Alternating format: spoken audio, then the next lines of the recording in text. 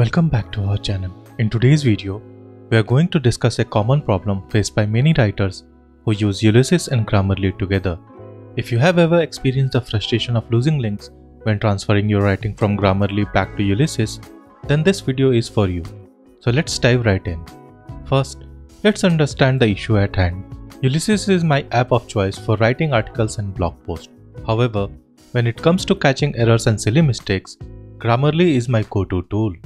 The problem arises when you copy your writing from Grammarly back to Ulysses. All the links are lost. This happens because Ulysses uses its own flavor of Markdown for formatting, while Grammarly uses standard rich text formatting.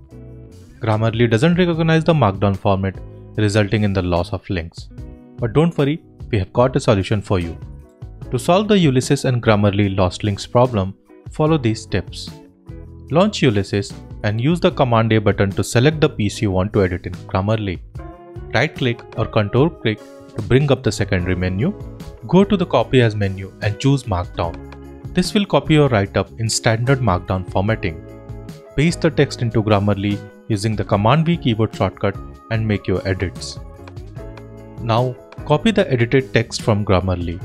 Go back to Ulysses and select the original text you want to replace with the edited text. Instead of using Command V to paste, right-click on it and choose the Paste From option. Click on Markdown and your edited text will be pasted without losing any links. And there you have it. By following these simple steps, you can now use Grammarly and Ulysses without losing any links. This method can also be applied to any grammar editing software you use. We hope this video has been helpful in solving the Ulysses and Grammarly lost links problem. If you have any other issues or questions regarding Ulysses, feel free to let us know in the comments below. And don't forget to like this video and subscribe to our channel for more useful videos. Thank you for watching and I will see you in the next one.